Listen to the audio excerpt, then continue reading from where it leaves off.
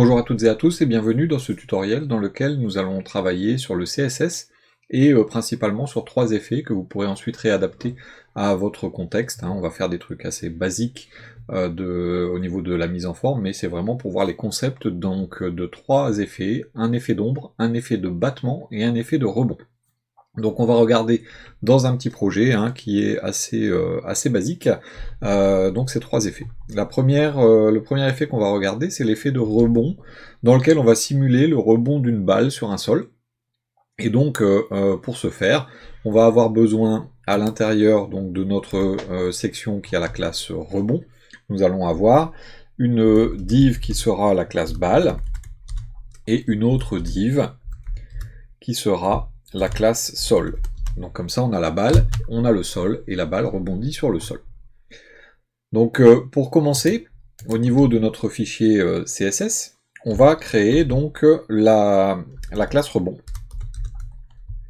Et donc cette classe rebond, ça va être un carré qui fera 250 par 250, qui sera avec une petite couleur de fond, histoire de le voir. Donc on va faire un carré de 250 pixels sur 250 pixels, donc avec with et ace.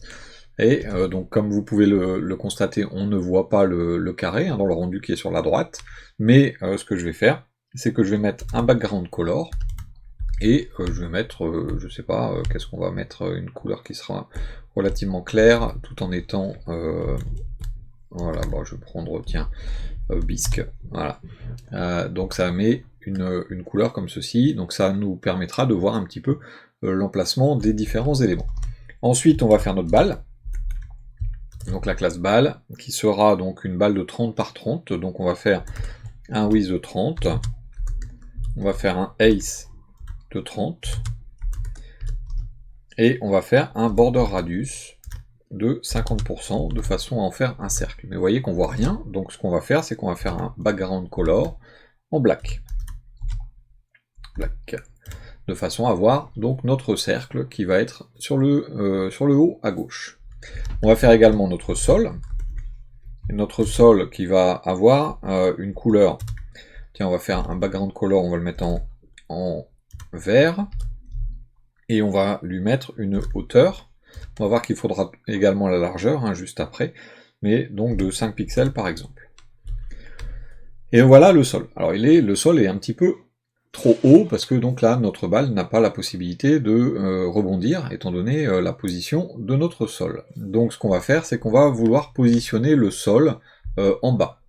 Pour pouvoir positionner le sol en bas, dans notre HTML, à partir du moment où notre sol se trouve dans un autre élément, cet autre élément, rebond, peut prendre un positionnement relatif, qui va nous permettre ensuite, sur le sol, de mettre un positionnement absolu sur notre barre verte, qui a pour l'instant disparu, et de lui dire par exemple qu'elle va aller en bas. Mais pour pouvoir déjà la revoir, on va lui donner une largeur, c'est ce que je vous disais il y a quelques secondes. Si je lui donne une largeur, je vois réapparaître en fait ce sol. Et donc je vais lui dire de se mettre en bas, en mettant un bottom à 0. Et donc ça va aller se mettre directement en bas de notre zone. Maintenant la balle, on aimerait bien peut-être l'avoir un petit peu centrée, donc on va faire pareil, un position absolue. Et on va le mettre en left. En left par exemple, tiens, on va faire 50%. Alors elle ne sera pas au milieu. Donc on va faire ensuite un transform. On va faire un translate X en axe horizontal de moins 50% pour la remettre au milieu. Voilà donc notre balle qui est totalement au milieu.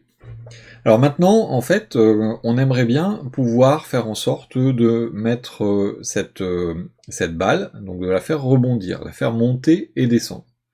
Donc je vais ouvrir l'inspecteur, et donc je vous explique en quelques mots comment ça va fonctionner. Donc notre balle, en fait, ce qu'on va faire, c'est qu'on va lui donner un top, par exemple. Alors, est-ce que je vais... Non, je vais commencer sur le bottom, en fait. On va faire un bottom. Et le bottom, on va le mettre, par exemple, à 80%. Donc voilà où est le bottom.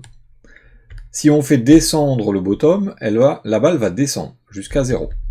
Sauf que là, en fait, en étant à 2% à peu près, eh bien, on va commencer à faire autre chose, c'est que on va faire en même temps un rotate, et on va faire un rotate X. Rotate X, c'est sur l'axe horizontal, donc l'axe horizontal est le centre de la rotation.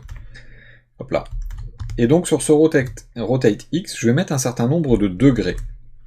Et plus le nombre de degrés va augmenter, plus j'aurai l'impression que ma balle va s'écraser.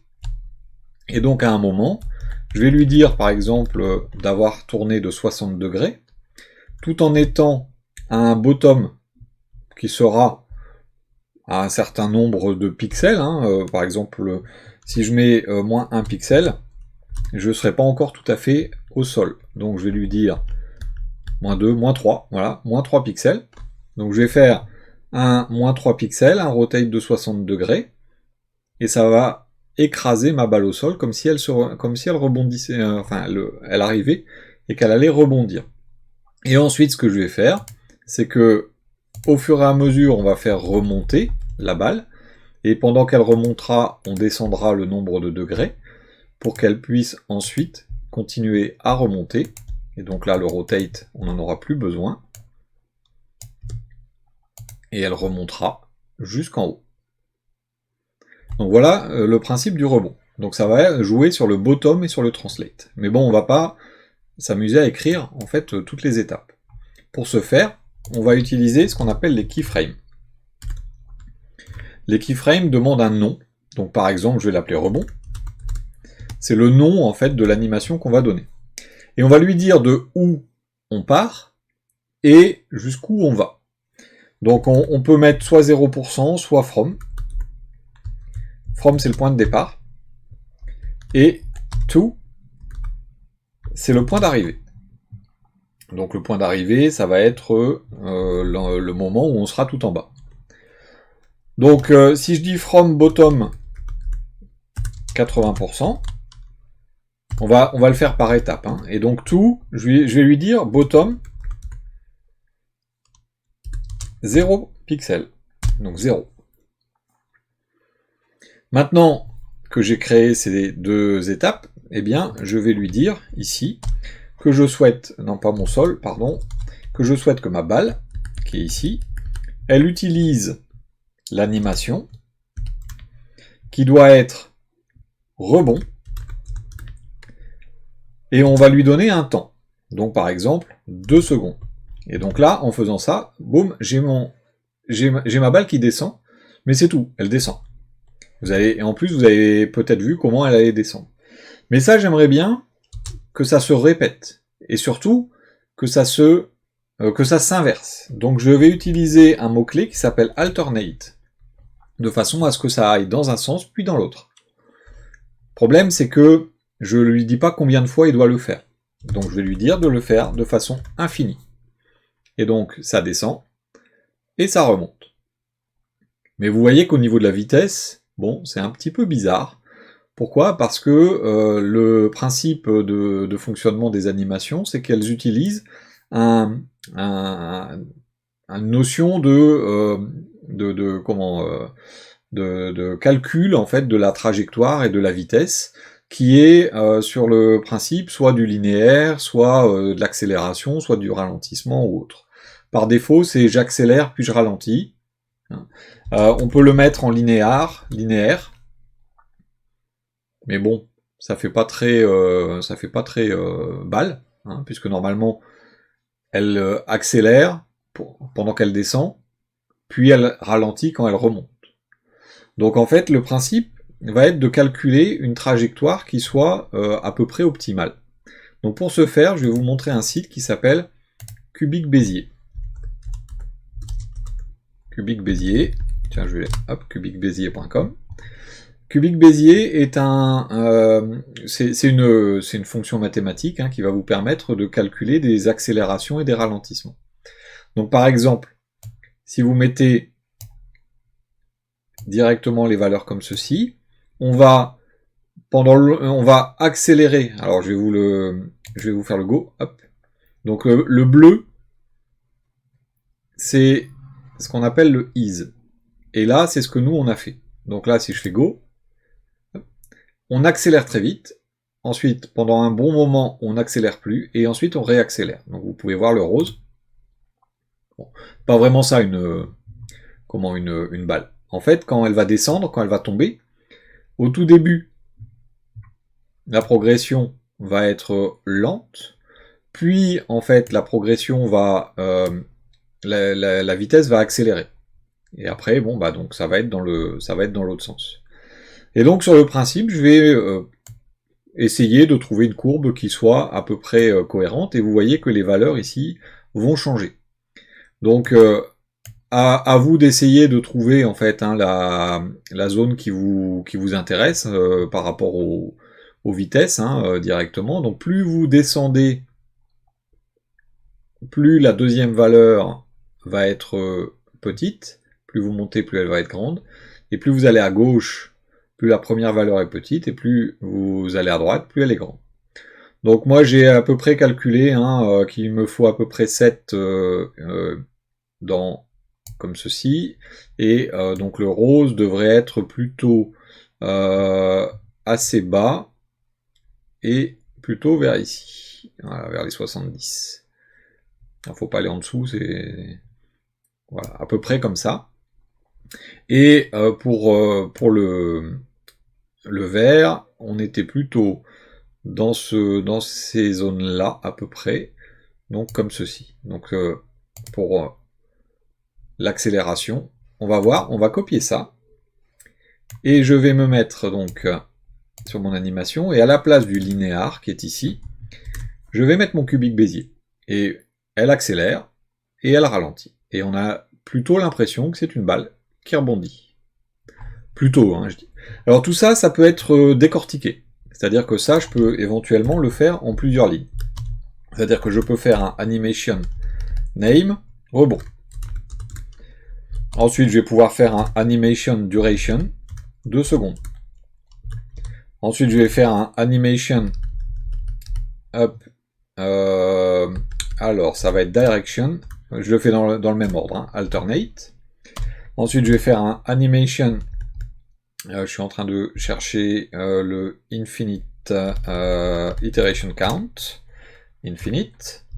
Et enfin, animation timing function, et là je vais mettre mon cubique Bézier. Donc ce que j'avais écrit ici, donc en une ligne, c'est l'équivalent de tout ça. Alors là j'ai ma balle qui rebondit, donc on voit, hein, elle accélère, elle rebondit, elle remonte. Donc on a l'impression que c'est une balle qui rebondit. Maintenant, il faut qu'elle s'écrase par terre. Donc ce que je vais faire, c'est que je vais ralentir l'animation, histoire de voir l'écrasement, sinon ça va être très court. Et donc ce que je vais faire, c'est que à 90% environ, donc c'est-à-dire au bout de... donc là j'ai mis sur 5 secondes, donc ça va être 4 secondes et demie, en gros, eh bien je vais modifier ce que je voudrais avoir, c'est-à-dire que je vais faire un transform, et donc là je vais faire mon translate, je suis obligé de reprendre le translate x moins 50%, sinon mon translate x que j'ai déjà mis ici va être annulé.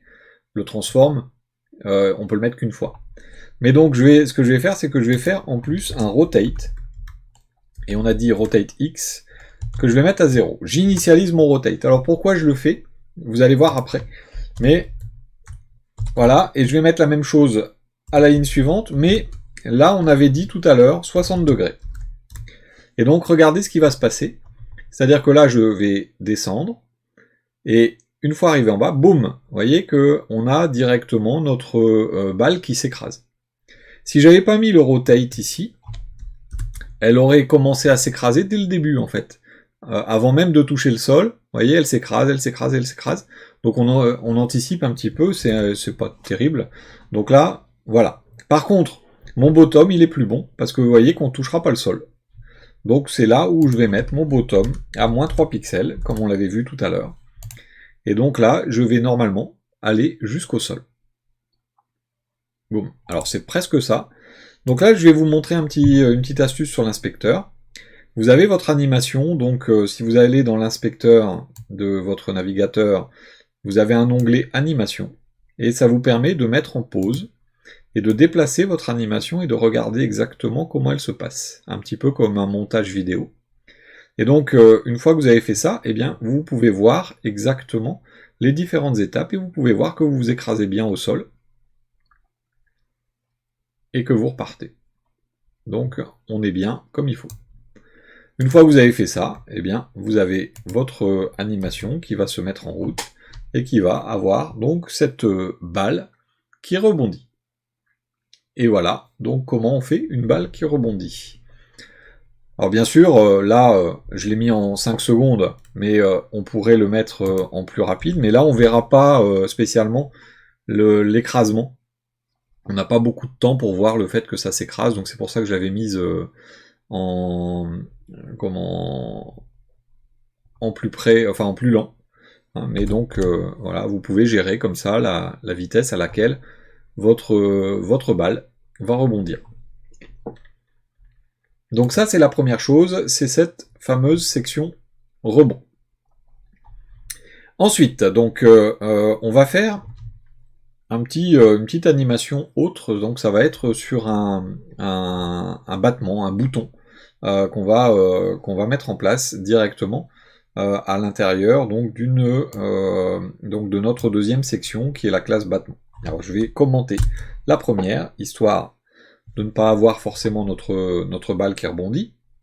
Et donc là, ce que je vais faire, c'est que je vais mettre dedans, dans cette div, une classe battement, par exemple. Bah non, j'ai déjà. Donc bouton. Voilà. Et donc je vais appeler ça, tiens, bouton, tout simplement. Donc je vais avoir mon bouton qui va être apparent. Et là, ce que je vais faire, c'est que je vais mettre en place sur ma classe battement, histoire que mon bouton soit un petit peu directement séparé du reste, je vais mettre sur la classe battement un margin de 50 pixels. C'est juste histoire d'avoir un truc un peu plus éloigné du bord. Et donc sur mon bouton, eh bien, je vais faire en sorte de mettre un certain nombre d'éléments. Donc je vais faire par exemple un background. Je sais pas, hein, on va le mettre. Hop, on va aller dans le corail. Voilà. Voilà, je vais mettre un text line center. Voilà, je vais mettre un padding. Donc padding, je vais mettre un rem et 2 rem. Hop là. Par exemple. Voilà. Donc ça fait un gros bouton, hein, mais c'est histoire de voir un petit peu les choses. Et donc, à partir de là, en fait, je voudrais qu'il y ait à l'intérieur de ce bouton, enfin à l'extérieur de ce bouton, un effet en fait de battement ou d'extension de couleur. Donc juste pour vous montrer comment on va s'y prendre, je vais utiliser une propriété qui va s'appeler Box Shadow. Alors, Box Shadow, je ne sais pas si vous connaissez, mais par exemple je vais faire une ombre rouge. Je vais positionner cette ombre directement par rapport au bouton. Par exemple, si je mets 5 pixels, eh bien, horizontalement, ma Box Shadow va ensuite venir se décaler de 5 pixels sur le côté droit. Donc je vais faire 5 pixels, et ensuite il y a l'extension. Voilà. Donc j'ai 5 pixels à droite, 5 pixels en dessous. Bon, c'est bien, mais après, qu'est-ce qu'on en fait? Voilà, je peux encore mettre, par exemple, 10 pixels. C'est l'effet, en fait, d'extension de notre ombre à côté de notre bouton. Donc là, bien sûr, j'ai mis 3 valeurs. Donc j'ai mis le décalage vers la droite, le décalage, enfin horizontal, le décalage vertical, et ensuite l'étalement de ma couleur. Et ensuite, je vais lui indiquer, par exemple, si je mets 3 pixels en dernière couleur, eh bien, je lui donne également une largeur sur laquelle, en fait, l'étalement va pas forcément avoir d'effet, va venir se combler, en fait, la couleur elle-même. Mais je peux également cumuler ça, avec une autre valeur, donc par exemple, moins 5 pixels, moins 5 pixels, je vais refaire un 10 pixels, 3 pixels par exemple, et bleu. Et là, qu'est-ce qui se passe? J'en ai une autre de l'autre côté. Donc tout ça pour vous dire un petit peu ce qu'on va faire. C'est-à-dire que là, en fait, ce qu'on va faire, c'est qu'on va faire les valeurs, on va les mettre à 0. Donc je vais prendre le décalage horizontal à 0. Donc là, vous voyez, mon ombre rouge, je vais enlever la bleue, pour l'instant. Mon ombre rouge, elle s'étale tout autour de mon bouton, sur 10 pixels, avec 3 pixels pour conserver la couleur autour. Donc là, j'étale sur 100 pixels, et je dis sur 30 pixels, tu gardes du rouge bien plus net, en fait. Donc là, je vais pouvoir, si je le souhaite également, dire, bon bah tiens, je vais faire un RGBA, et je vais lui dire que je veux un rouge, donc 0,0, pardon, c'est 255, 0, 0, 0, et puis je vais pouvoir éventuellement jouer aussi avec l'opacité, 0,5, donc je vais avoir un peu d'opacité, et 1, je vais avoir une opacité totale, et si je mets 0, je suis en transparent, forcément. Donc à partir de là, eh bien, je vais jouer avec les niveaux d'opacité et avec le cumul de couleurs. Donc je vais mettre, par exemple, tiens, on va mettre un 0,7. Et ce que je vais faire, donc je vais pas mettre 100, hein, je vais mettre, par exemple, je vais laisser 0, et hop, je vais partir en négatif. Là, ça va être caché. Si je cache mon ombre, donc là, je vais la remettre. Je vais remettre 10 pixels, je vais en remettre une deuxième, comme j'avais fait, mais avec le même type de couleur. Hop. Donc, et je vais partir sur du vert, par exemple. Là, vous allez voir que je suis en bicolore, en fait, un petit peu. Donc, j'ai mes deux couleurs qui se superposent. Donc là, j'ai mis un premier à 10 pixels, le deuxième, je vais le mettre à 13 pixels. Vous allez voir que, voilà, j'ai mon vert qui vient au-dessus du rouge, mais en plus qui dépasse. Donc il est un peu plus large. Donc à partir de là, j'ai la possibilité de faire vraiment plein de choses, et de faire des trucs un petit peu sympathiques, d'ajouter de la transparence ou autre. Donc là, je vais utiliser directement la même couleur pour les deux. Donc on va rester sur du rouge pour les deux. Voilà. Donc je dézoome un petit peu, histoire de voir un peu plus les lignes. Donc là, je reste sur du rouge pour les deux, mais vous voyez qu'il y a une légère différence. Alors on va le voir si on zoome un peu, vous voyez, il y a une légère différence de teinte. Alors ça va nous permettre d'arriver ensuite à des effets un petit peu sympas. Donc on va partir de là. Enfin, on va arriver là, pardon. On va pas totalement partir de cette couleur-là, on va arriver à ça. Et on va partir de rien. Donc on n'aura pas de box shadow au départ, et on va en mettre une à la fin. Donc je vais faire une animation, donc je vais faire un arrobase keyframe. Hop, je vais appeler ça battement, tiens. Alors c'est un battement, c'est une extension, vous pouvez cumuler après les noms. Hein. Donc from et tout, et mon tout, ça va être ce que j'ai mis là. Donc de 0 avec 10 pixels, tiens, je vais mettre le 0 comme ça. Non, pardon, c'est... j'ai mélangé un peu. Alors, hop, je vais mettre le from ici. Alors, le from, je mets mes couleurs, mais par contre, elles sont cachées. On va les mettre en négatif pour l'une et à 0 pour l'autre. Donc, elles sont cachées derrière. Et à la fin, en fait, on va avoir 10 pixels, mais elles vont être totalement transparent, donc elles vont être à 0. Alors, je les laisse en transparent, mais vous allez voir, hein, on va arriver à une ombre qui va apparaître puis disparaître. Donc là, j'ai fait mon battement, et bien maintenant, je vais faire mon animation. Alors je vais la faire celle-là en une ligne, donc je vais l'appeler battement. Je vais lui dire de durer 3 secondes, par exemple. Et là, vous voyez comment ça a fait? Donc si je réactualise, donc j'ai directement mon ombre qui s'étend. Donc, hop, d'accord? Comme ceci. Et donc là, eh bien, j'ai la possibilité ensuite de lui dire que je veux ça de façon infinie, et après je vais pouvoir éventuellement mettre un cubique Bézier ou des choses comme ça. Alors pour faire des choses un petit peu plus sympathiques, on pourrait faire aussi un border radius de 5 pixels par exemple, histoire de ne pas avoir des angles très marqués. Voilà, vous avez donc votre bouton qui va comme ça avoir des couleurs qui vont partir. Vous pouvez également mettre un léger effet de fondu, hein, donc il faudrait que je le mette partout. Hop, sur le troisième chiffre de 5 pixels par exemple.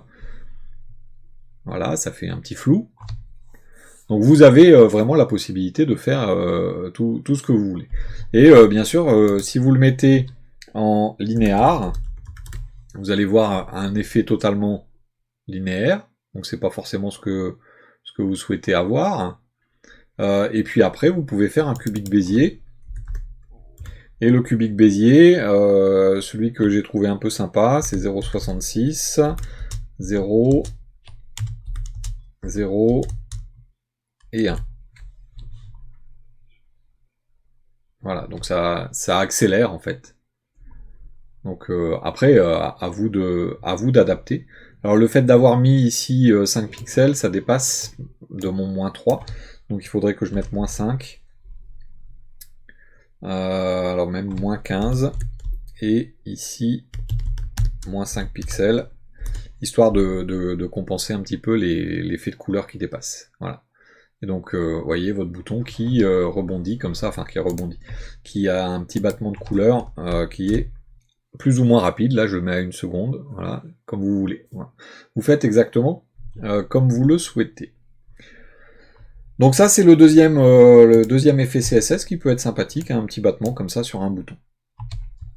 Le troisième effet CSS, c'est simple, ça va être des ombres. Alors là, je vais mettre, ceci est un contenu, donc le contenu. Et là, ce qu'on va faire, c'est qu'on va faire une div qui va avoir un certain nombre de propriétés, hein, de taille et ainsi de suite. Et dans ces propriétés, on va ajouter une ombre pour donner un petit peu un effet de relief. Donc, au niveau de notre classe ombre,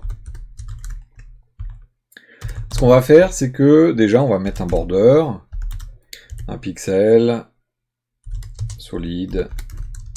Tiens, je vais faire un light gray, comme ceci. Je vais mettre ensuite, alors je vais faire un margin. Je vais mettre 0, 0, 0 et 0,5 rem. Alors vous verrez à quoi ça va nous servir. Je vais faire un min ace. Alors pourquoi? C'est histoire d'avoir une boîte un petit peu plus grande que juste une ligne. Voilà, donc j'ai ma boîte qui est comme ceci. Je vais mettre un padding aussi. Padding de 0,5 rem. Histoire de ne pas avoir mon texte collé. Voilà. Et donc là-dessus, je vais ajouter un background color white. Je vous montrerai après pourquoi on le met. C'est surtout parce que sinon notre ombre, celle qu'on va faire, va être un petit peu étrange si on la fait, si on met pas de background color white.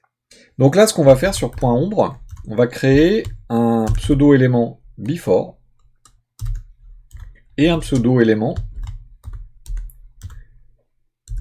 after. Ces deux pseudo-éléments doivent avoir, hein, si on veut les afficher, doivent avoir un content qui est vide. Et donc, on va vouloir les positionner. Donc, si on fait un un pseudo-élément qui va avoir par exemple une largeur de 50%. On va faire un background, un background color qui sera un RGBA qui sera du noir.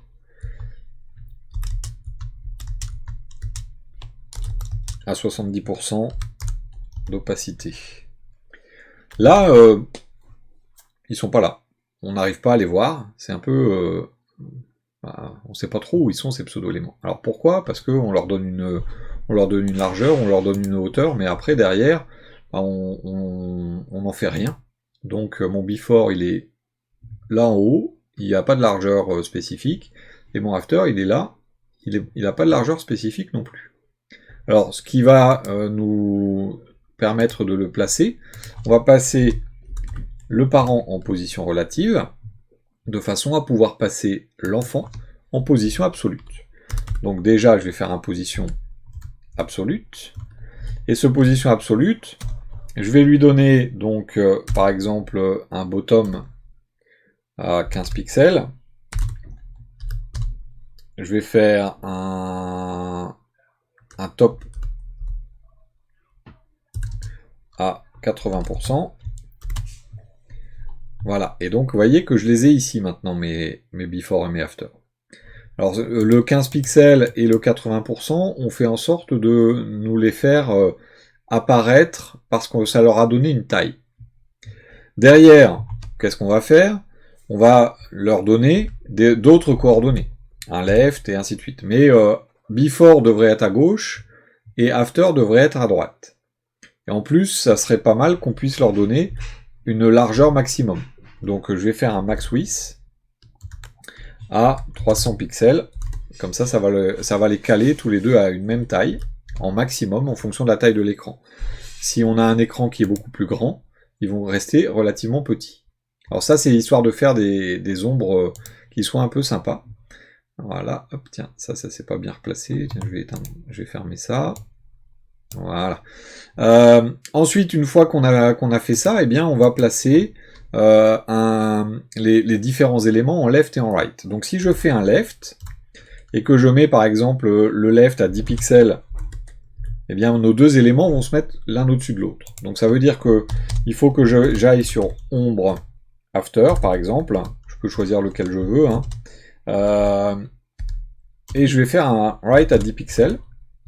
Et comme ça, il y en a un qui va se mettre à droite, l'autre qui va se mettre à gauche. Sauf que à ce moment-là, mon left, bah, il faudrait que je l'enlève. Donc je vais faire un unset, et j'ai enlevé le left. Donc l'un se met à gauche, l'autre se met à droite. Et moi je voudrais qu'ils se mettent en fait juste en dessous, histoire d'avoir un effet d'ombre qui soit un petit peu donner un petit peu de relief. Donc en fait on va le faire tourner. Ce qu'on va faire, c'est que on va le faire sur le after, on va faire un transform et on va faire un rotate, donc hop, de 3 degrés. Et vous voyez que là, le rotate, ça nous l'a fait légèrement tourner. Donc une fois que vous avez fait ça, eh bien vous allez avoir un certain nombre de positionnements à effectuer pour pouvoir placer directement votre ombre derrière.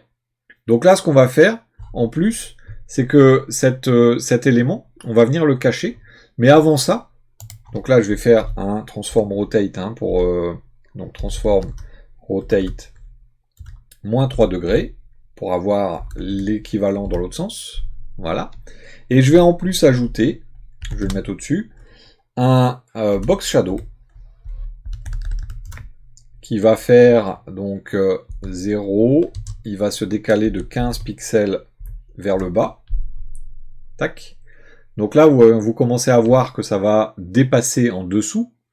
Ensuite, ce box shadow, oui, on va l'étendre sur 10 pixels de plus. Donc ça va nous faire une petite ombre comme ceci. Et on va lui donner une couleur, donc Donc ça va être RGBA. Alors on n'est pas obligé, mais hop, on lui donne sa couleur un petit peu grisée, comme ceci. Et là, donc, qu'est-ce qu'on fait? Bah, il faut qu'on le passe derrière. Et donc c'est là où intervient le Z-index, qu'on va mettre à -1, et qu'on va faire passer derrière.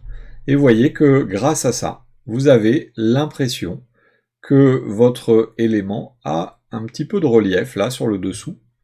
Et donc grâce à ces différents positionnements, alors si je mets -5 degrés, ça fait tout de suite un effet un petit peu plus relevé. -8, je crois que c'est la limite. Après, au-delà, ça fait moins d'effet. Mais vous mettez exactement comme vous le souhaitez. Vous avez votre petit effet d'ombre qui va venir en dessous. Alors vous pouvez bien sûr jouer un petit peu avec ça et faire en sorte, par exemple, on va faire sur le côté droit, on va faire en sorte de simuler un petit peu du vent. Et donc, tiens, je vais faire un keyframe que je vais appeler vent. Et donc je vais lui dire from, je vais lui dire tout. Et donc on va commencer d'un transform. Alors là il faut que je laisse le rotate et le translate que j'ai mis en place. Donc il va falloir que je mette en place, non pas le translate, pardon. Je suis en train de... Non, je suis en train de me demander, mais non, il faut mettre les deux. Donc, ce que je vais faire, c'est que je vais faire bouger, en fait, l'élément, pour faire simuler le fait que la feuille se lève. Donc, le point d'arrivée, c'est mon rotate 3 degrés. Donc, je vais faire un transform rotate de 3 degrés, c'est-à-dire, c'est ça, le point d'arrivée.